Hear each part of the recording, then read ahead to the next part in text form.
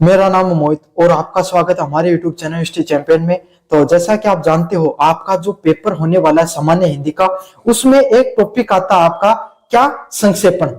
जैसा कि आपको नाम से पता चलता है कि भाई संक्षेपण का क्या होगा, आपके सामने छोटा करके संक्षेप में लिखना, किसी चीज को, बड़ी सारी चीजों को आपके सामने छोटे में लिखना, उसको संक्षेपण के नाम से जाना जाता है।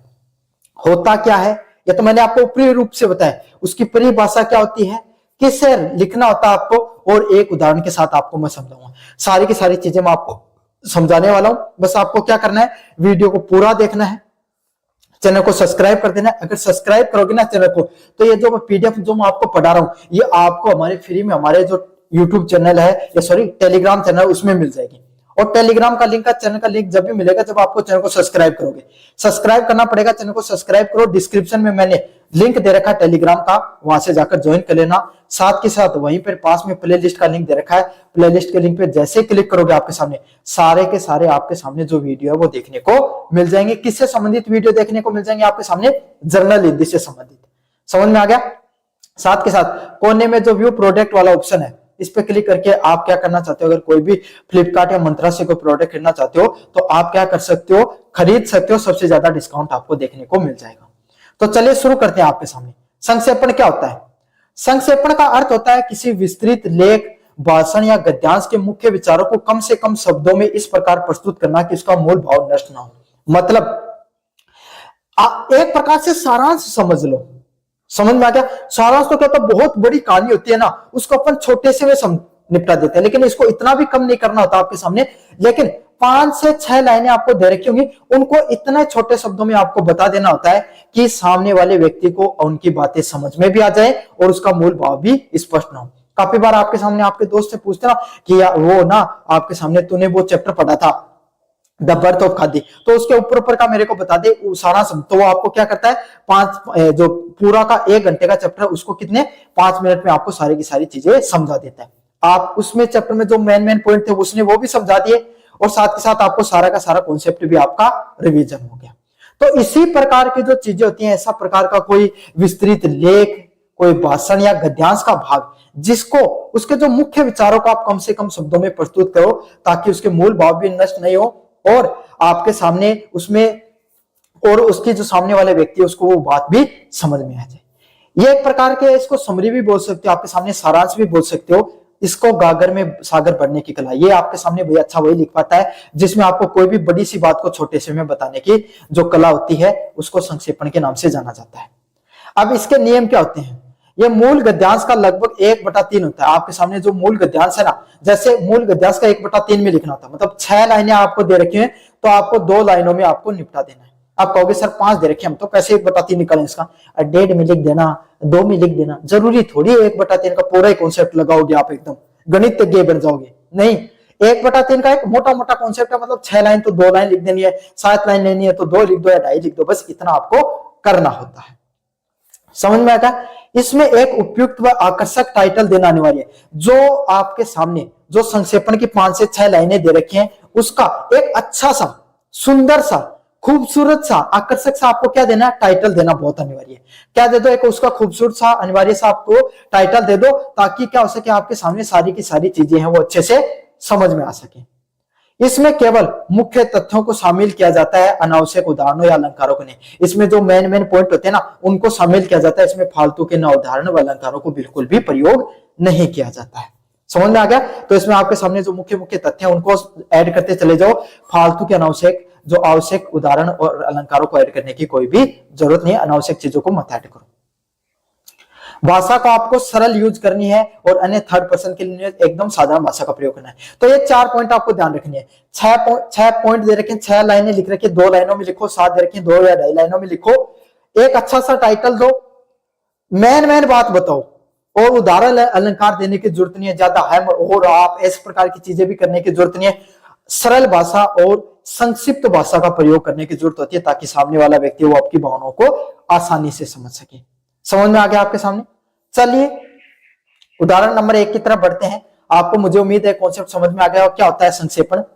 मूल पाठ, विद्यार्थी जीवन मनुष्य जीवन का सबसे महत्वपूर्ण समय होता है। मतलब कोई भी व्यक्ति का जीवन का अगर सबसे महत्वपूर्ण समय कालखंड की बात करें तो कौन सा होता है? कोई भी व्यक्ति का जो विद्यार्थी जीवन होता है वो सबसे महत्वपूर्ण समय होता है। इस काल में उसके चरित्र की नींव पड़ती है। किसकी नींव पड़ती है आपके सामने? उसका जो चरित्र होता है ना, उसका जो पूरा का पूरा कैरेक्टर होता है, उसकी नींव उसके अंदर पड़ती है। ये देखा, उसमें दे रखा, मैं आपको बताऊंगा कैसे आपको लिखना है।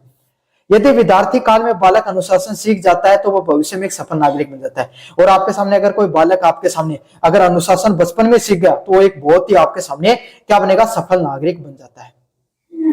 इसके विपरीत जो समय को व्यर्थ गवा देता है वो जीवन भर पछताता है। और इसके विपरीत अगर जो समय के साथ अपना जो टाइम खराब कर देता है वो क्या जीवन भर पछताता रहता है। तो विद्यार्थी जीवन के अब आपको क्या समझ में आया? विद्यार्थी जीवन, अनुशासन, ये कुछ शब्द आपको समझ में आए तो इसी प्रकार का आपको उसको शीर्षक बना देता है। क्या लिखना आपको? शीर्षक क्या लिखना है? यहां पर एक कोई ना कोई, जब आप इसको पढ़ोगे ना तब आपको पता चल जाएगा कुछ ना कुछ ऐसे शब्द है जो बार बार रिपीट हो रहे हैं। क्या है? कुछ ना कुछ ऐसे शब्द है जो बार बार रिपीट हो रहे हैं। उन शब्दों को आपको क्या करना है? ऐसा कैसा कॉपी करके लिख देना होता है। समझ में आ गया? संक्षेपण की बात करें, जैसे आप शीर्षक क्या लिखोगे? विद्यार्थी जीवन और अनुशासन। क्या लिखते हो आप? विद्यार्थी जीवन और अनुशासन। आपको इसको पढ़ के समझ में आ गया कहीं ना कहीं कोई विद्यार्थी जीवन के अनुशासन की बात हो रही है। अब आपको क्या लिखना है? विद्यार्थी, अब आपको संक्षिप्त में लिखना सिखाऊं। विद्यार्थी जीवन मनुष्य के जीवन का सबसे महत्वपूर्ण समय होता है। इस काल में उसके चरित्र की नींव पड़ती है। आप सीधा सीधा यहां पर क्या लिखोगे? विद्यार्थी जीवन है ना, विद्यार्थी जीवन में ही इंसान के चरित्र का निर्माण होता है। समझ में आ गया? पहली लाइन लिख दी। अगले वाला पॉइंट क्या लिखोगे? यह विद्यार्थी के बालक को अनुशासन सीख जाता है। और आपके सामने क्या लिखोगे? इस काल में ही बालक है वो अनुशासन को सीखता है और उसी से एक सफल नागरिक बनता है। हो गई आपके सामने। इसके विपरीत जो समय को व्यर्थ गवा देता है और जो विद्यार्थी आपके सामने उस समय को व्यर्थ कर देता है वो क्या करता है? आपके सामने जीवन में सफल नहीं हो पाता, बाद में पछताता रहता है। बस इस तरीके से आपको सारी चीजें लिख देनी है, 2 लाइनों में इनको निपटा देना है। समझ में आ गया? तो इस प्रकार से आपको क्या है, 4 से 5 लाइनें देके रखेंगे, है ना। उनको एक अच्छे से एक टाइटल, शीर्षक लिखना है। अच्छे नंबर जब मिलेंगे जब सही से चीजों को लिखोगे, एक अच्छा सा शीर्षक देना है, फिर उसका सार लिख देना है, तभी आपको अच्छे अंक मिलते हैं इन सब कॉन्सेप्ट के अंदर। अगले वाले उदाहरण नंबर 2 की बात करें, मूल पाठ की, है ना। उदाहरण नंबर 1 समझ में आ गया होगा आपको। अब उदाहरण नंबर 2 बताऊंगा। इसके माध्यम से अगर आपको कुछ कॉन्सेप्ट अधूरे रह गए, कुछ कॉन्सेप्ट नहीं समझ में आए, वो भी आपको अच्छे से समझ में आ जाएंगे। भाई क्या है आपके सामने अगले वाला? इसमें आपके सामने आज जो अगला जो इसका संक्षेपण करना, वो प्रश्न क्या है? आज प्रदूषण एक वैश्विक समस्या बन चुकी है। कल कारखाने से निकलने वाला धुआं और जहरीला कचरा हवा में और पानी को प्रदूषित करता है। मतलब प्रदूषण है ना, वो आज एक बहुत बड़ी समस्या बन चुकी है। चाहे कारखाने हो गए, जो कारखानों से जो अलग अलग प्रकार का धुआं और कचरा निकलता है ना, वो क्या करता है? आपके सामने हवा और पानी दोनों को प्रदूषित कर देता है। समझ में आ गया? बढ़ती जनसंख्या के कारण वनों की कटाई हो रही है, और जैसे जैसे आपके सामने वन जो जनसंख्या बढ़ती है, वनों की कटाई आपके सामने हो रही है। क्यों? क्योंकि लोगों को भैया आपके सामने और ज्यादा मकान वगैरह चाहिए, और ज्यादा जगह चाहिए, इसलिए क्या करें? जो वन है उनकी कटाई करें, जिससे ऑक्सीजन की कमी हो रही है। जिससे आपके सामने क्या देखने को मिल रहा है? ऑक्सीजन है उसकी धीरे धीरे कमी होती जा रही है। यदि समय रहते हमने वृक्षारोपण नहीं किया गया तो मानव अस्तित्व खतरे में पड़ जाएगा। मतलब अगर समय रहते रहते अगर हमने वृक्षों को नहीं लगाया, वृक्षारोपण नहीं किया गया, तो इंसान है उसका जो मानव सभ्यता है उसका अस्तित्व किसमें पड़ेगा? खतरे में पड़ने वाला है। समझ में आ गया? तो अपन ने क्या लिखा आपके सामने? भाई आपको क्या समझ में आया? यहाँ पर कुछ ना कुछ प्रदूषण की बात हो रही है ना आपके सामने। प्रदूषण कहीं ना कहीं आपके सामने, प्रदूषण, वनों की कटाई, वृक्षारोपण, ये सब चीजें किससे संबंधित होती हैं? तो प्रदूषण से संबंधित होती है। तो आपको लिख देना अरे मत सोचो, एक गंभीर संकट क्यों लिख रहे हो? प्रदूषण एक वैश्विक समस्या, बात खत्म। टीचर ये शब्द जब आपकी देख लेगा ना, शीर्षक, अरे यार इतना इंटेलिजेंट स्टूडेंट, इसने शीर्षक भी लगाया। समझ में आ गया? मेहनत करो, लेकिन सही दिशा में करोगे ज्यादा अंक प्राप्त करते हो। मेहनत करने का तरीका होता है। समझ में आ गया? तो आप जैसे शीर्षक लगाओगे, टीचर आपको एकदम खुश हो जाएगा और ज्यादा अंक देगा। आपने लिखा प्रदूषण एक वैश्विक समस्या, उसमें आपको क्या लिखोगे? अब आप इसका शीर्षक लिख दिया, अब इसका सार बताएंगे। क्या? आज प्रदूषण एक वैश्विक समस्या है। क्या है? आज एक वैश्विक समस्या बन चुका है। कल कारखानों से निकलने वाला कचरा हवा व पानी को प्रदूषित करता है। तो अब इसमें क्या लिखोगे? आपके सामने जो प्रदूषण प्रदूषण के कारण, प्रदूषण जो कारखानों से निकलने वाला धुआं और जो कचरा है, उससे क्या आपके सामने बहुत ज्यादा प्रदूषण फैल रहा है। समझ में आ गया? बढ़ती जनसंख्या, वनों की कटाई हो रही है जिससे ऑक्सीजन की कमी हो रही है। समझ में आ गया। और वनों की कटाई के कारण वनों की कटाई के कारण प्रदूषण और फैल रहा है। अगर वृक्षारोपण नहीं किया गया तो हमारा भविष्य खतरे में। बस इतना लिख देना आपको। इस तरीके से आपको 6 लाइनें हैं, उनको आपको क्या कर देना, शॉर्ट में लिख देना है। बाकी अगर इसमें भी ऐसे लिखा गया औद्योगिकरण और वनों के कारण जो उत्पन्न प्रदूषण, मानव जीवन खतरे में, मतलब आपको भी इसी तरीके से लिख देना भाई, औद्योगिकरण और वनों की कटाई के कारण क्या, और आपके सामने मानव जीवन होता है वो खतरे में पड़ जाता है। पर्यावरण संतुलन और मानव अस्तित्व के लिए वृक्षारोपण करना जरूरी है। चलो ये तो आपके सामने एक किताबी भाषा है, जो मैंने बताया उस तरीके से लिख देना। आप अपनी भाषा में जरूर से लिख सकते हो। तो कैसा लगा वीडियो जरूर से बताना, चैनल को जरूर से सब्सक्राइब करना, अपने दोस्तों को जरूर से शेयर कर देना। धन्यवाद बच्चों, मेरा नाम है मोहित और आपका स्वागत हमारे यूट्यूब चैनल हिस्ट्री चैंपियन में। तो जैसा कि आप जानते हो, आपका जो पेपर होने वाला है सामान्य हिंदी का, उससे संबंधित जितने भी महत्वपूर्ण आपके सामने जो पत्र से संबंधित प्रश्न है वो मैं आपको करवा रहा हूं। उसका जो अगला महत्वपूर्ण आपके सामने जो पत्र देखने को मिलता है, अर्धशासकीय पत्र। अब अपन पढ़ेंगे अर्धशासकीय पत्र क्या होता है। आपके सामने क्या होता है भाई अर्धशासकीय पत्र? जब कोई एक अधिकारी है ना, दूसरे अधिकारी को क्या तो अपनी व्यक्तिगत खुद की रुचि के कारण या कोई भी काम है उसको जल्दी से करवाने के लिए आपके सामने कोई पत्र लिखता है, उसको क्या कहा जाता है? अर्धशासकीय पत्र के नाम से जाना जाता है। कौन से पत्र के रूप में जाना जाता है? अर्धशासकीय पत्र के रूप में जाना जाता है। ये सारे के सारे आपको अनौपचारिक शैली में पत्र लिखा जाता है। मतलब शासकीय पत्र है ना, वो आपके सामने कैसा लिखा जाता था? एकदम औपचारिक भाषा में लिखा जाता था। लेकिन आप व्यक्तिगत रूप से किसी को लिख रहे हो, भाई आप क्या कर रहे हो, आपके ना आपसे कोई है जो आपके बराबर का कोई अधिकारी, एक पटवारी दूसरे पटवारी को लिख रहा है कि वो काम कर दे, इससे तेरा फायदा हो जाए मेरा फायदा। तो इस तरीके से जो औपचारिक भाषा ना, औपचारिक शैली में ये पत्र लिखा जाता है। इसको किस नाम से जाना जाता है? आपके सामने अर्धशासकीय पत्र के नाम से जाना जाता है। क्या विशेषता होती है भाई अर्थशास्त्र के पत्र की आपके सामने? इसमें प्रिय, श्री, आदरणीय जैसे संबोधनों का प्रयोग होता है और अंत में आपका लिखा जाता है। मतलब इसमें क्या है, प्रिय, श्री व आदरणीय जैसे शब्दों का प्रयोग किया जाता है और अंत में आपके सामने आपका लिखा जाता है। मतलब कुछ औपचारिक, ये अर्ध औपचारिक है। तो इसमें कुछ अनौपचारिक पत्र जैसी फीलिंग भी आती है, कुछ औपचारिक पत्र जैसी भी फीलिंग आपको आती है। दोनों की दोनों चीजें एक साथ देखने को मिलती है।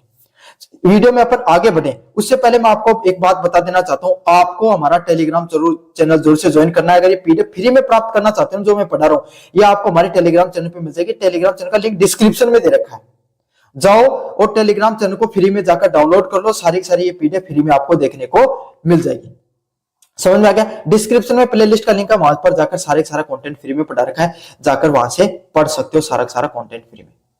चलिए आगे बढ़ते हैं। आपके सामने पहला पॉइंट आपके सामने, राजस्थान सरकार शिक्षा विभाग के द्वारा आपके सामने क्या लिखा जा रहा है? एक पत्र लिखा जा रहा है किसके बारे में? महाविद्यालयों में नई कंप्यूटर प्रयोगशाला आपको स्थापित करनी है, इसके बारे में आपको ये पत्र लिखा जा रहा है। समझ में आ गया आपके सामने? तो राजस्थान सरकार शिक्षा विभाग क्या कर रही है? आपके सामने एक पत्र लिख रही है जिसमें आपके सामने जो राजस्थान महाविद्यालय, जो कितनी भी अलग अलग प्रकार की सरकारी जो कॉलेज है, उनमें कंप्यूटर की नई प्रयोगशालाओं को क्या करना, आपके सामने चालू करना है, उसके लिए पत्र लिखा जा रहा है। क्या क्या लिखेंगे भाई? सबसे पहले, जैसा कि मैंने और पत्रों में बताया, आपको हमेशा सबसे पहले जो विभाग है, जो पत्र लिख रहा है, उस विभाग का आपको नाम लिखना है। तो कौन सा विभाग लिख रहा है? राजस्थान सरकार शिक्षा विभाग। ये आपके सामने ये पत्र आपके सामने लिख रहा है, उसका नाम। फिर शासन सचिवालय, जो सचिवालय होता है उसका नाम, और नीचे आपके सामने जो संस्था होती है जैसे जयपुर है आपके सामने, उसका नाम आपको लिख देना। तो इन सारे के सारे आपके सामने जो संस्था का नाम, विभाग का नाम, और आपके सामने फिर वो विभाग कहां पर है उसका एड्रेस, इन तीन चीजों को अच्छे से रट लो। ये चीजें आपके सामने हमेशा समान रहती हैं। फिर आपको क्या करना होता है? आपके सामने पत्र संख्या है, जैसे आपके सामने राजस्थान शिक्षा विभाग का पत्र संख्या 45, कुछ भी लिख सकते हो आप अपने हिसाब से। पत्र संख्या कोई फिक्स नहीं होती है, ये लिखो तो ये लिख दो और कोई लिखो तो ये लिख देना। फिर आपको क्या करना है? दिनांक लिखनी है, और दिनांक नीचे की तरफ लिखनी होती है। भाई कहां पर लिखनी है? आपके सामने नीचे की तरफ लिखनी है, और जो दिनांक होती है उस दिनांक को आपको लिख देना है। जैसे 22 दिसंबर आपके सामने दिनांक है, तो ये दिनांक आपको लिख देनी होती है बाकायदा। समझ में आ गया? अगले वाले में आपको सामने जो विभाग के अधिकारी होते हैं, जैसे अशोक कुमार है, वो शासन सचिव आपके सामने, वो उसके बारे में आपको लिख देना है। जो शासन अधिकारी हैं वो आपके सामने, उनके बारे में, उनके विभाग के बारे में आपको लिख देना। अगले वाला पॉइंट आपके सामने, प्रिय श्री वर्मा। अब यहां पर आप क्या करोगे? प्रिय जैसे शब्दों का प्रयोग करोगे। अनौपचारिक पत्र है जैसी फीलिंग भी आएगी, औपचारिक पत्र जैसी फीलिंग आएगी। दोनों की दोनों पत्रों जैसी आपकी इसमें फीलिंग देखने को मिलती है, सिर्फ आपके सामने औपचारिक पत्र जैसी ही चीजें नहीं देखने को मिलती है।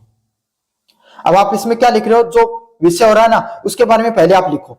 मुझे आपका ध्यान इस विभाग द्वारा पूर्व भेजे गए पत्र संख्या 102/2025 दिनांक 10 नवंबर 2025 को दिलाया। मतलब इन्होंने ऑलरेडी एक पत्र लिखा था लेकिन उसका कोई ध्यान नहीं दिया गया, तो उस पत्र पे इनको ध्यान दिलाना है, इसलिए पत्र लिखा गया। क्या लिखा गया कि हमने एक पहले भी पत्र लिखा था, पत्र संख्या 102/2025 में दिनांक 10 नवंबर 2025 को मैं आपको ध्यान दिलाना चाहता हूं, जो राजकीय महाविद्यालय में नई कंप्यूटर प्रयोगशाला लागू करने स्थापित करने के लिए बजट से आवंटित संबंधित है। मतलब हमें क्या करना है, राजस्थान शिक्षा विभाग क्या कर रहा है कि भाई आप हमें ना थोड़ा बजट दो, शिक्षा मंत्री से करें, विभाग के लोगों से करें, ताकि हम क्या है जितने भी सरकारी कॉलेज हैं उनमें नए कंप्यूटर है वो क्या कर सकें, स्थापित कर सकें।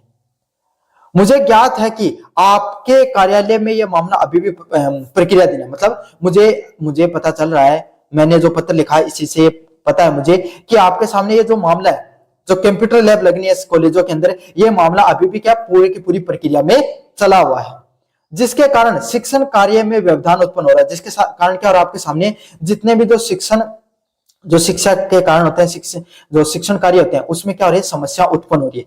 चूंकि सत्र के अंत में परीक्षाओं का समय भी निकट है और अब जल्दी आपके सामने क्या हो रही है, आपके सामने परीक्षाएं भी आने वाली हैं और बच्चों को अभी तक कंप्यूटर के प्रैक्टिकल नहीं कराए गए हैं। तो छात्रों को भविष्य में देखते हुए आप इस मामले में व्यक्तिगत रुचि लेकर बजट को शीघ्र आपके सामने स्वीकृति जरूर करें। मतलब आपके सामने आपको क्या करना है, बच्चों के भविष्य को देखते हुए आपको क्या करना है, आपको जो बजट है उसको जल्दी से जल्दी जारी कर देना है, ताकि बच्चे क्या कर सके, आपके सामने बच्चे जो समस्या से जूझ रहे हैं, उनके पास कंप्यूटर लैब नहीं है, उनके पास कंप्यूटर की जो समस्या है, उस समस्या को वो क्या हो सके, आपके सामने समस्या से वो दूर हट सके। साथ के साथ इस मामले में व्यक्तिगत रुचि लेकर बजट को शीघ्र स्वीकृत करें और आपको क्या करना है, जल्दी से जल्दी आप इस मामले पर ध्यान दें और क्या करना, आपको बजट को जारी करना है। अंत में आपने क्या लिखा, सप्रेम आपका अशोक कुमार और सेवा में श्री सुधीर वर्मा निर्देशक हैं आपके सामने, किसके, माध्यमिक शिक्षा विभाग बीकानेर के। देखो सबसे इंपॉर्टेंट इसमें अर्थशास्त्र पत्र में यही आपके सामने, देखो क्या बात बताऊं आपको, पहले आपको जो विभाग लिख रहा है उस विभाग का नाम शासन सचिवालय जयपुर, जिसको मतलब इसमें जो विभाग लिख रहा है, जिस विभाग को लिखा जा रहा है वो उसका एड्रेस आता है। सबसे पहले तो भाई आपको ये याद रखना है ना। जैसे राजस्थान शिक्षा विभाग को लिख रहे हैं, जो सचिवालय उसको लिखा जा रहा है आपके सामने जयपुर के, वहां पर आपके सामने जो पत्र संख्या वो लिखनी है, नीचे दिनांक लिखनी है, अशोक कुमार जो शासन सचिव है उनको लिखा जा रहा है ना। अगले वाला क्या है, प्रिय श्री वर्मा, आपके बारे में जो मतलब वर्मा जी हैं जो आपके सामने, वो कौन आपके सामने, सुधीर वर्मा है, निर्देशक है जो माध्यमिक शिक्षा विभाग बीकानेर के, वो लिख रहे हैं आपके सामने राजस्थान शिक्षा विभाग को।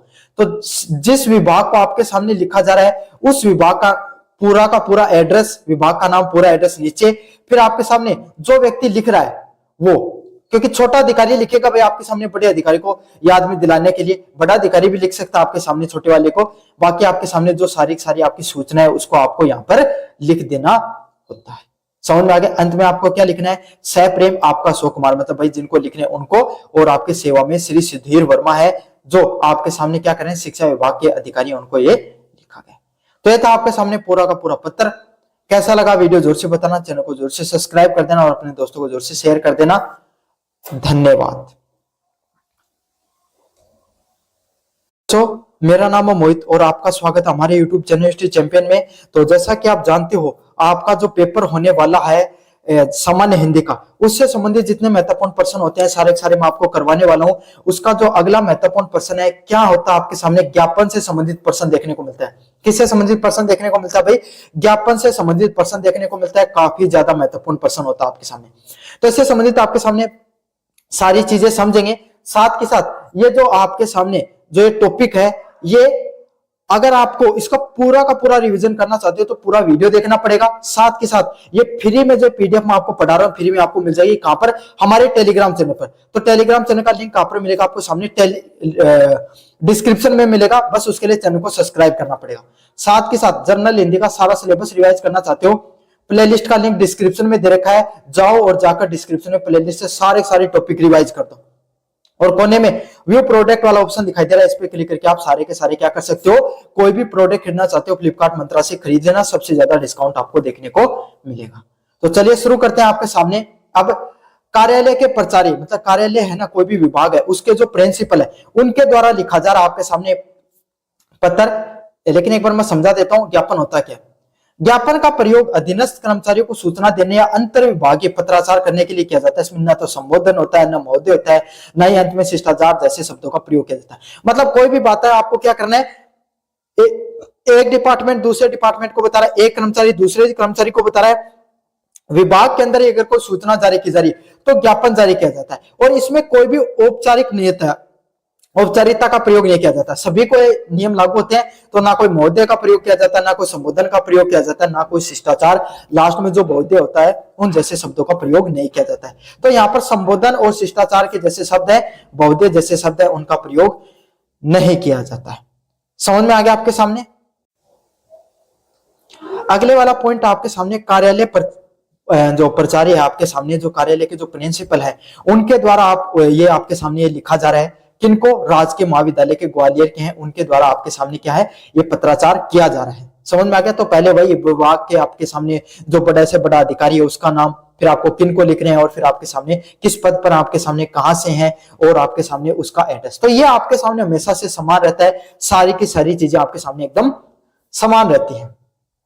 फिर आपको पत्र संख्या, कितने नंबर पत्र संख्या भाई, राजकीय उस प्राथमिक विद्यालय 2025 आपके सामने अनु 18 के 88 के नाम से आपके सामने लिख रहे हैं। तो आपके सामने कोई भी लिख सकते हो, आप सिंपल लिख देना 2025 88 25 लिख देना, कुछ लिख देना, जो आपके सामने संख्या, पत्र संख्या आप लिखना चाहो वो संख्या आप लिख सकते हो।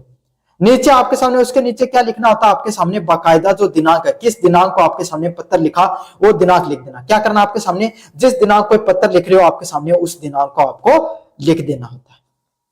समझ में आ गया। नीचे आपके सामने क्या लिखना है, सेवा में आयुक्त उच्च शिक्षा विभाग सतपुड़ा भवन भोपाल के। अब आपके सामने जो प्रचारी है उनके द्वारा किसको लिखा जा रहा है, उच्च शिक्षा विभाग के आपके सामने सतपुड़ा भवन है भोपाल को, उसके बारे में लिखा जा रहा है। क्या लिख रहे हैं भाई, ये क्या विषय है इनका, महाविद्यालय भवन की मरम्मत हेतु अतिरिक्त बजट की मांग से संबंधित। मतलब हम क्या करना चाहते हैं, और ज्यादा आपके सामने जो उनका जो महाविद्यालय का जो भवन है उसके मरम्मत के लिए हम क्या करना चाहते हैं, हमें और ज्यादा बजट चाहिए। क्या चाहिए, हमें और ज्यादा बजट चाहिए। उस बजट की मांग के हेतु इन्होंने क्या किया, आपके सामने ये पूरा का पूरा पत्राचार लिखा है। समझ में आ गया आपके सामने। जिसमें क्या लिखा जाता है, संबंध में इस कार्यालय के का पूरा पत्र क्रमांक 452 भवन संख्या तथा दिनांक आपको लिख देनी। मतलब आपको सामने क्या लिखना भाई, जो इस कार्यालय से पूर्व पत्र लिखा गया आपके सामने 452 भवन, आपके सामने दिनांक 15 अक्टूबर के आसपास। यह भी एक प्रकार से ध्यान आकर्षण हेतु लिखा गया पत्र है। समझ में आ गया। किसके लिए किया जा रहा है आपके सामने ज्ञापन, क्यों दिया जा रहा है, आपने पहले रिक्वेस्ट की थी उसको फिर से बताने हेतु। क्या बता रहे हो आप, कि मैंने आपके सामने पूर्व एक पत्र लिखा है, पूर्व क्रमांक नंबर 452 नंबर एक पत्र लिखा आपके सामने दिनांक 15 अक्टूबर को, उसी को मैं फिर से आपके सामने ध्यान आकर्षण हेतु क्या कर रहा हूं, आपको ज्ञापन सौंप रहा हूं। जिसमें क्या था आपके सामने, पहला शब्द का प्रयोग करना आपको, कौन से वाले शब्द का, महोदय। क्या कहना, महोदय साहब से आपको उपयुक्त विषयक संदर्भ पत्र का और ध्यान आकर्षण के तो करने हेतु निवेदन है कि महाविद्यालय भवन की जर्जर स्थिति को देखते हुए बजट आवंटन हेतु अनुरोध किया जा रहा है। मतलब मैं आपको इस पत्र के माध्यम से आपका ध्यान आकर्षित करना चाहता हूं कि जो हमारा महाविद्यालय है ना, जो हमारी जो कॉलेज, इसका भवन पूरी तरीके से टूट चुका है, पूरी तरीके से खत्म होने की स्थिति में है।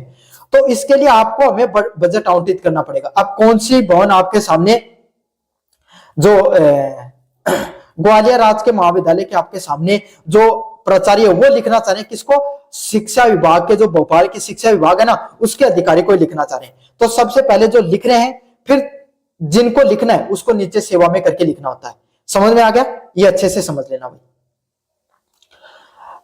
अनुरोध किया जाता है कि 2 माह व्यतीत होने के अपरांत भी इस संबंध में कोई भी उत्तर प्राप्त नहीं हुआ। मतलब 2 महीने बीत गए, मैंने पत्र पहले भी लिखा था, हमारी कॉलेज है उसकी हालत बहुत ज्यादा खराब हो चुकी है, वो टूट फूट तो एकदम टूट फूट कभी भी हो सकती है, उसकी हालत में आपके सामने, लेकिन आपने अभी तक उसका कोई भी उत्तर नहीं दिया है। मैंने आपको पहले भी पत्र लिखा था। चूंकि वर्षा ऋतु के कारण भवन को बहुत ज्यादा क्षति पहुंची है, अंततः आपसे अनुरोध है कि बजट को शीघ्र से शीघ्र आवंटित करें ताकि हम इसकी मरम्मत करवा सकें। मतलब आपको भाई इसमें समस्या बतानी होती है। अब आपका क्या भवन टूट चुका है तो उसके बारे में आपको ध्यान आकर्षण, आपने पहले एक पत्र लिखा, उन्होंने ध्यान नहीं दिया, भोपाल के जो आपके सामने शिक्षा विभाग के अधिकारी हैं उन्होंने ध्यान नहीं दिया आपके सामने, समझ में आ गया। तो अब आपको उनको अनुरोध करना है कि 2 माह बीत गए, अभी तक जो पहले वाला पत्र लिखा भाई उसका आपने जवाब नहीं दिया, जवाब दो मेरे को। जो अभी वर्षा ऋतु जो आपके सामने अभी बारिश हुई थी ना, इसमें हमारा जो पूरा का पूरा भवन है वो टूट फूट हो चुका है, और आपसे निवेदन है कि ये जो बजट, थोड़ा बहुत बजट जारी कर दो कम से कम हमारे लिए। समझ में आ गया।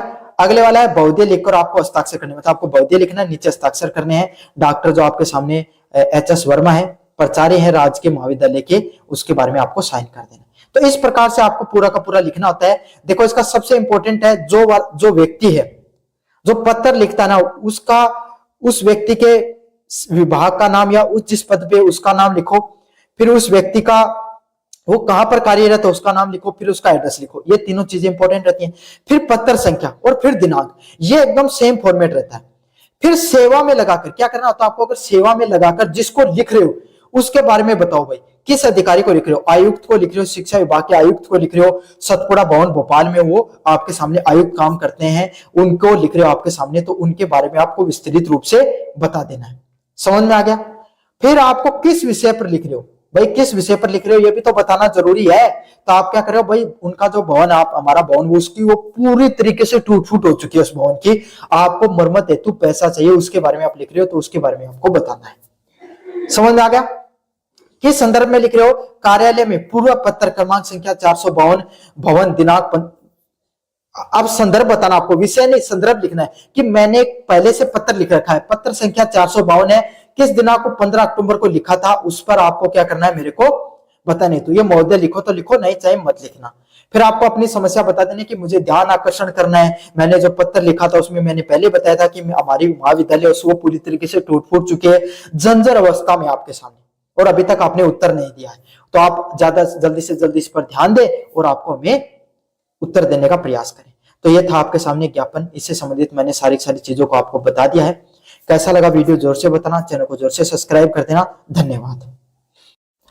हेलो बच्चों, मेरा नाम है मोहित और आपका स्वागत हमारे YouTube चैनल हिस्ट्री चैंपियन में। तो जैसा कि आप जानते हो, आपका जो पेपर होने वाला है सामान्य हिंदी व्याकरण, उससे संबंधित जितने भी महत्वपूर्ण टॉपिक आपके सामने सारे मैं पढ़ा रहा हूं आपको, उसका जो अगला महत्वपूर्ण टॉपिक है टेंडर या निविदा किसे कहते हैं, जो निविदा होती है टेंडर किसे कहते हैं, उससे संबंधित आपके सामने सारे के सारे कॉन्सेप्ट को रिवाइज कर रहे हैं। उसका जो अगला महत्वपूर्ण कॉन्सेप्ट है, कौन से वाला आपके सामने, टेंडर और निविदा किसे कहते हैं, किसी सरकारी या गैर सरकारी संस्था द्वारा किसी निर्माण कार्य को करवाने हेतु वस्तुओं की आपूर्ति के लिए सार्वजनिक रूप से जो प्रस्ताव आमंत्रित किया जाता है उसी को किस नाम से जाना जाता है, निविदा के नाम से जाना जाता है। मतलब अगर कोई सरकारी संस्था है या कोई प्राइवेट संस्था है, वो अगर कोई काम करवाना चाहती है, क्या तो कोई भवन का निर्माण करवाना चाहती है, कोई आपके सामने जो रोड का निर्माण करवाना चाहती है, किसी चीज की मरम्मत करवाना चाहती है, कोई आपके सामने किसी चीज को बेचना चाहती है, किसी चीज को खरीदना चाहती है, तो सरकारी संस्था ऐसे नहीं कि प्राइवेट संस्था की तरह आपके सामने बाजार से गए और चीजों को खरीद कर लेकर आई, नहीं, ऐसे नहीं करती। वो बाकायदा ठेका जारी करते हैं, या बड़ी संस्थाएं होती है वो इस तरीके से क्या करती हैं, ठेका जारी करते हैं, जिसमें आपके सामने इसको निविदा के नाम से जाना जाता है।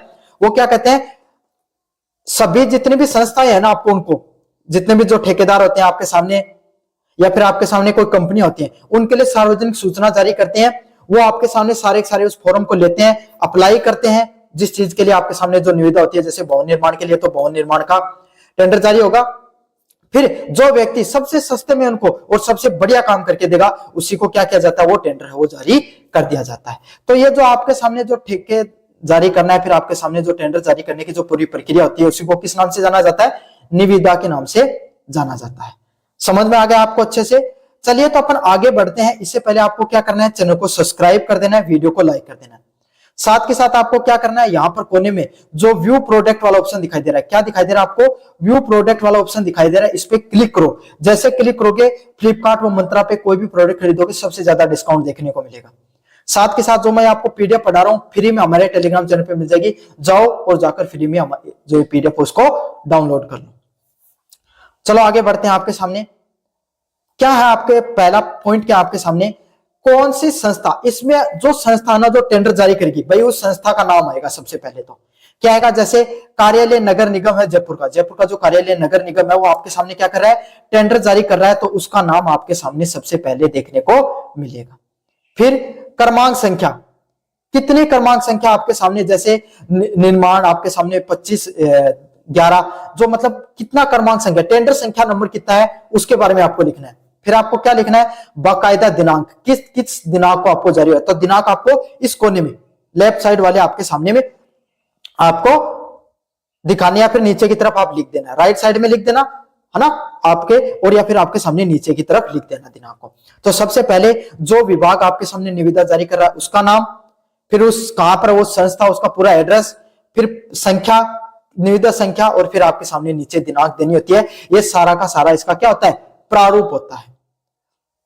फिर आपको क्या करना है, विषय लिखना होता है भाई, निविदा सूचना लिखो और विषय लिखो भाई, आपके सामने क्या विषय आपके अंदर उसको लिखना होता है। क्या लिखना भाई, क्या विषय लिखा आपने, नगर निगम जयपुर के अंतर्गत वार्ड नंबर 15 में नवीन सड़क का निर्माण करना है। मतलब आप किसके लिए निविदा जारी कर रहे हो, किसके लिए टेंडर जारी कर रहे हो, जो नगर निगम है उसमें जयपुर का वार्ड नंबर 15 है, उसमें क्या एक नई सड़क का निर्माण करना है, या फिर उसका डामरीकरण करना, मतलब उस पर डामर बिछानी है, उसके लिए क्या करें भाई, अपन एक निविदा वो जारी कर रहे हैं।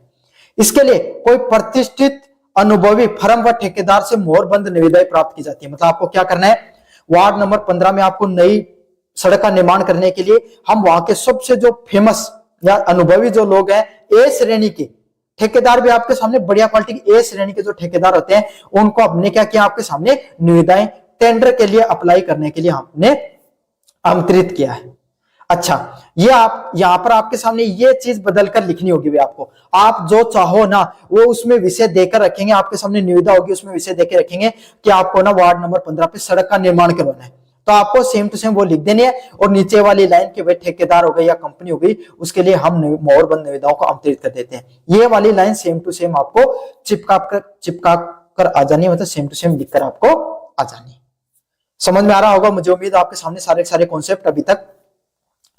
अगले वाला पॉइंट है आपको, जिसमें आपके सामने क्या करना है, ये वाली चीजें ना आपके सामने ऐसी की ऐसी सेम टू सेम आपको लिख देनी है। आपके सामने निविदा का प्रश्न देखने को मिले, जिसमें क्या होगा, कार्य की अनुमानित लागत, कोई कार्य कर रहे हो उसकी अनुमानित लागत भाई, डामर की सड़क बनाओगे तो उसमें कितना रुपए पैसा खर्च हो सकता है, तो लगभग 15 लाख रुपए का हम टेंडर जारी कर रहे हैं, 15 लाख रुपए आपको खर्च हो सकते हैं, इतने रुपए आपके सामने कोई है उसकी लागत हो सकती है, इतना पैसा हम आपको दे सकते हैं। अब एक याद रखना, इससे ये सस्ता अगर कोई करके देखो, 14 में करके देखो, 13 में, कोई 12 में, कोई 10 में, उससे जितना सस्ता करके देगा ना उसी को दे देंगे। धरोहर राशि, धरोहर राशि क्या होती है भाई, आपके सामने ये 30,000 रुपए है ना, ये क्या करते हैं, जब फॉर्म लेकर जाओगे ना आप इनसे, है ना, और फॉर्म जमा कराओगे इस नगर निगम में, तब 30,000 रुपए साथ लेकर आने हैं, नगर निगम वालों को देने। ऐसा क्यों किया जाता है, क्योंकि हर कोई व्यक्ति वो अप्लाई ना करे। समझ में आ गया भाई, ये इस चीज से ये देखी जाती है, ये 30,000 रुपए आपके सामने जिसको दे दिया जाता है ना, ठेका दे दिया जाता है, उसको आपके सामने क्या उसके रख लिए जाते हैं और बाकी सारे को वापस लौटा दिए जाते हैं। समझ में आ गया, ये धरोहर राशि के रूप में होती है, ताकि सिर्फ जो जिनको इंटरेस्ट है ना वही लोग आपके सामने अप्लाई करें। काफी बार सरकारी ठेके भी छूटते हैं, जैसे शराब के ठेके छूटते हैं, उसमें भी कुछ 30-40 हजार रुपए की आपके सामने अमाउंट लगती है। क्यों लगती है, क्योंकि ताकि हर आदमी अप्लाई ना करे, जिसके पास इतना कम से कम पैसा ना, जो इच्छुक है वही व्यक्ति अप्लाई करे, इसीलिए धरोहर राशि रखी जाती है कुछ ना कुछ। अगले वाला पॉइंट है निविदा फार्म का शुल्क, 500 रुपए, मतलब जो निविदा जारी की जरिए उसका जो फॉर्म है उसका कुछ शुल्क लग रहा है आपके सामने। कितना शुल्क आपके सामने, लगभग 500 रुपए उसका शुल्क है।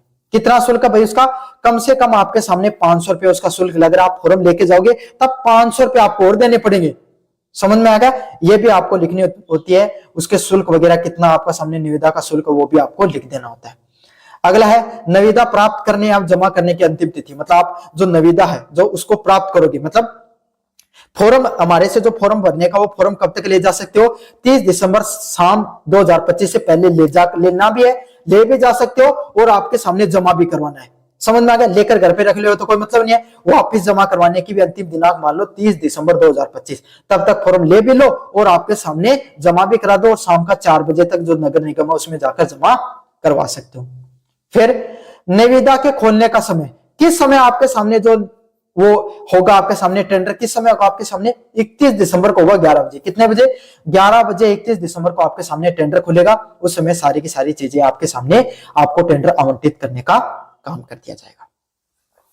समझ में आ गया आपको अच्छे से? कितने बजे खुलेगा आपका टेंडर? आपका टेंडर आपके सामने 31 दिसंबर को खुलेगा और 11 बजे खुलेगा। तो ये सारी की सारी सूचनाएं भाई रट लो। कार्य का अनुमानित लागत रट लो, धरोहर राशि रट लो, निविदा फॉर्म का शुल्क रट लो, निविदा प्राप्त और जमा करने की अंतिम तिथि को रट लो और निविदा को खोलने का जो समय होता है उसको रट लो। ये सारी की सारी सूचनाओं को अच्छे से रट लो भाई। आपके सामने सेम टू सेम चिपका कर आ जाना चाहिए। एक भी चीज नहीं बदलनी आपको। सिर्फ इसमें बदलना होता है तो आपको ये बीच वाली संख्या होती है ना, इसमें जो विषय है उसको बदलना है, ये वाला भी सेम टू सेम आता है। नीचे वाली जो शर्त होती है ना उसको भी ऐसा कैसा लिखना है, विस्तृत विवरण एवं निविदा फॉर्म कार्यालय समय से प्राप्त किए जा सकते हैं। मतलब आप जो जितना विवरण किया गया है या जो फॉर्म किया गया है आपके सामने कोई कार्यालय वहां से प्राप्त कर सकते हो। और आदेश के अनुसार बिना किसी कारण बताए जो निविदा को रद्द करने का अधिकार भी जो जितनी कमेटी है उसके पास है। भाई आपको बता बाकायदा लिख देना कि हमारी जो कमेटी है ना वो आपका जो निविदा होती है उसको चाहे तो रख सकती है, चाहे उसको उनके मन में आए तो रद्द भी कर सकती है, उन पर निर्भर करता है। समझ में आ गया आपके सामने? साथ के साथ में आयुक्त का नाम और नगर निगम का नाम आपको अच्छे से लिख देना है। तो ये था आपके सामने जो कौन से वाला टॉपिक, निविदा वाला टॉपिक है। काफी ज्यादा मोस्ट इंपोर्टेंट टॉपिक है, आपके सामने जरूर से देखने को मिल सकता है। समझ में आ गया? कैसा लगा वीडियो जोर से बताना, चैनल को जोर से सब्सक्राइब कर देना, अपने दोस्तों को जोर से शेयर कर देना। धन्यवाद। मेरा नाम है मोहित और आपका स्वागत है हमारे YouTube चैनल हिस्ट्री चैंपियन में। तो जैसा कि आप जानते हो आपका जो पेपर होने वाला है सामान्य हिंदी व्याकरण का, उससे संबंधित जितने महत्वपूर्ण प्रश्न है सारे के सारे मैं आपको करवाने वाला हूं। उसका जो अगला महत्वपूर्ण प्रश्न होता है आपके सामने शासकीय पत्र के बारे में बताइए। आपके सामने शासकीय पत्र क्या होता है उसके बारे में आपको विस्तार से बताना है। काफी ज्यादा महत्वपूर्ण टॉपिक आपके सामने हर अलग अलग विश्वविद्यालय में आपके सामने देखने को मिलता है। लेकिन इसको पढ़ाने से पहले आपको क्या करना है, चैनल को भाई सब्सक्राइब कर देना है। चैनल को अगर आप सब्सक्राइब करोगे तभी आपके सामने क्या मिलेगा, आपको जो टेलीग्राम पर आपका लिंक मिलेगा हमारे टेलीग्राम चैनल का, वहीं पर ये सारे के सारी जो मैं पीडीएफ पढ़ा रहा हूं वो आपको फ्री में वहां पर देखने को मिल जाएगी।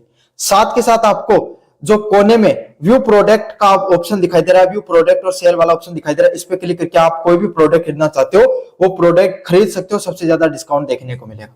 और सामान्य हिंदी व्याकरण के आपके सामने क्या करना चाहते हो, नीचे मैंने बाकायदा प्ले लिस्ट बना रखी है, उस प्ले लिस्ट पे क्लिक करोगे तो सारा सारा रिवीजन आपको बहुत आराम से हो जाएगा। चलिए अब आपके सामने आगे की तरफ बढ़ते अपन। शासकीय पत्र क्या होता है? यह पत्र एक सरकार द्वारा दूसरी सरकार या एक विभाग द्वारा दूसरे विभाग को कार्यों के लिए लिखा जाता है तथा इसकी भाषा औपचारिक तथा तटस्थ होती है। शासकीय पत्र क्या होता है? शासकीय को नाम से समझो शासन। एक शासन की व्यवस्था दूसरे शासन की व्यवस्था को अगर जो पत्र लिखती है, जैसे यूनिवर्सिटी है ना आपके सामने, यूनिवर्सिटी वालों ने क्या किया, आपकी सभी कॉलेज के जितने भी जो प्रिंसिपल है ना उनको क्या क्या एक नोटिस लिखा, तो वो किस में आएगा आपके सामने, शासकीय पत्र में आएगा।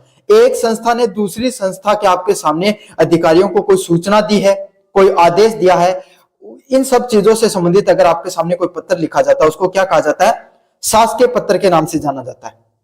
अच्छा, ये किस प्रकार के आपके सामने श्रेणी में आता है? ये आपके सामने जो फॉर्मल लेटर होते हैं ना आपके सामने, औपचारिक पत्र होते हैं, उनकी श्रेणी में आता है।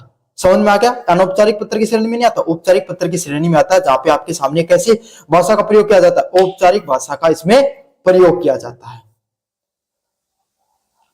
चलिए अब आपके सामने एक उदाहरण से समझते हैं, जहां पर क्या है, जो राजकीय विद्यालय है उसमें ग्रीष्म काल के अवकाश है, तो आपको क्या लिखना है, आपको राजस्थान सरकार द्वारा, राजस्थान शिक्षा विभाग के द्वारा आपके सामने ग्रीष्म काल के अवकाश है तो क्या करना है, एक सरकारी आदेश जारी करना है। समझ में आ गया? चलिए इस उदाहरण को अपन समझते हैं। इस प्रकार के आपके सामने पत्र लिखने के लिए तो सभी पत्रों का आपके सामने फॉर्मल लेटर का एक जैसा प्रारूप होता है। क्या प्रारूप होता है? सबसे पहले आपको लिखना होता है विभाग का नाम। तो इसमें आपके सामने हम कौन सा विभाग देख रहे थे, राजस्थान सरकार शिक्षा विभाग आपके सामने पत्र लिख रहा है। कौन? राजस्थान सरकार शिक्षा विभाग आपके सामने पत्र लिख रहा है। किसको लिख रहा है? शासन सचिवालय जयपुर को लिख रहा है। किसको? शासन सचिवालय जो जयपुर है उसके द्वारा आपके सामने एक जगह पर है। पहले आपके सामने संस्था का नाम, फिर वो कहां पर है, वो संस्था कहां पर है, शासन सचिवालय, और फिर कहां पर है, जयपुर के अंदर।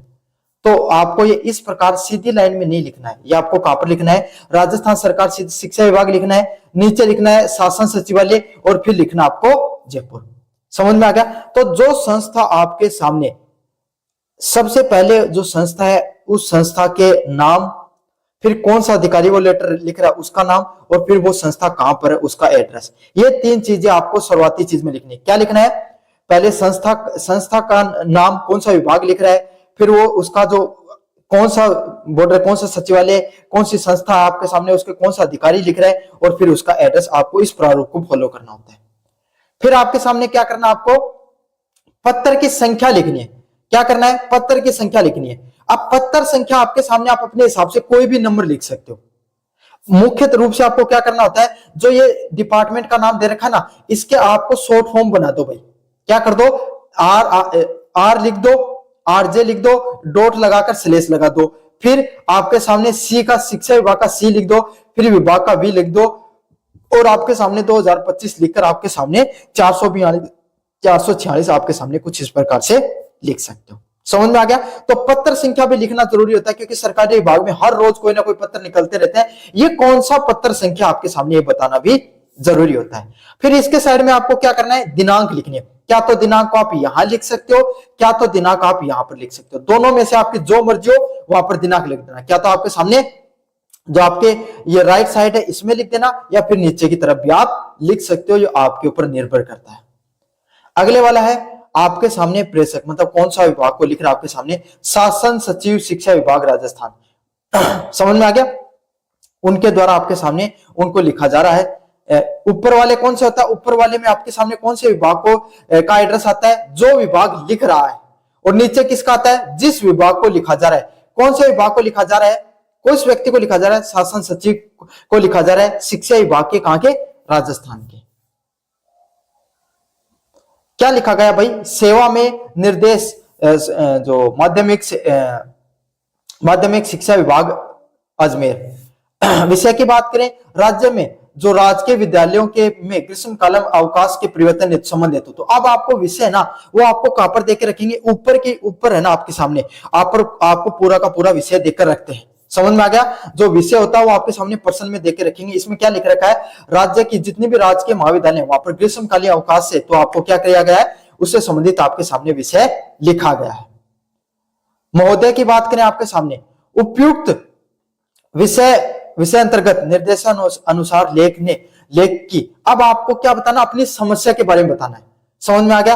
आपको विषय लिख दिया, विषय के बाद में आपको महोदय लिखना, उनको रिस्पेक्ट देनी होती है। फिर आपको विषय बताना होता है, भाई किस विषय पे आप क्या कर रहे हो, आपके सामने पत्र को लिख रहे हो, जिसमें आपने लिखा कि भाई विषय अनुसार निर्देशानुसार लेख है कि राज्य में बढ़ती हुई भीषण गर्मी और लू के प्रकोप को देखते हुए राज्य सरकार ने छात्र हित में ग्रीष्मकालीन अवकाश की पूर्व निर्धारित तिथि से में आंशिक परिवर्तन के निर्णय लिए। मतलब बहुत ज्यादा गर्मी पड़ रही है आपके सामने, बहुत ज्यादा हीट वेव या लू चल रही है, इसको ध्यान में रखते हुए राजस्थान सरकार ने क्या किया, आपके सामने बच्चों के हित को ध्यान में रखते हुए तुरंत से तुरंत फैसले लेने का फैसला लिया है कि बच्चों को आपके सामने क्या किया जाए, जो गर्मी की छुट्टियां हैं, ग्रीष्मकालीन छुट्टियां हैं, उसमें आंशिक रूप से पहले की जा रही है आपके सामने छुट्टियां, जो बाद में हो रही थी उन छुट्टियों को पहले से ही लागू किया जा रहा है।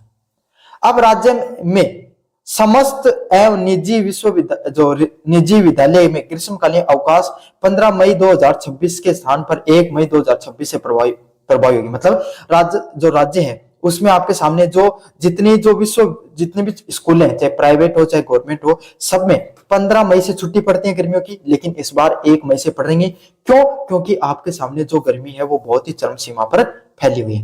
तो आपको यहाँ पर क्या समझ में आया, आपको जो सूचना लिखनी है ना, वो आपको बीच में लिखनी है। सबसे पहले आपको जो विभाग आपके सामने जो पत्र लिख रहा है उसका नाम, उस विभाग का नाम, फिर उसके अधिकारी का नाम, फिर वो कहां पर है, फिर नीचे दिनांक, फिर आप किसको लिख रहे हो, उस अधिकारी का नाम, उस डिपार्टमेंट का नाम, उस अधिकारी का नाम, फिर उसका एड्रेस, फिर नीचे आपको विषय लिखना है। क्या लिखना है? विषय लिखना। भाई समझ में आ गया। विषय लिखो, जो विषय आपके सामने पेपर में देकर रखेंगे भाई आपको इस विषय पर लिखना है, सेम टू सेम कॉपी करके लिख देना। फिर नीचे महोदय लिखना है, और फिर आपके सामने ये सारी की सारी चीजें हैं, इनको क्या करना, आपको अच्छे से समझ लेना है, अच्छे से इन सारी की सारी चीजों को आपके सामने रख लेना है।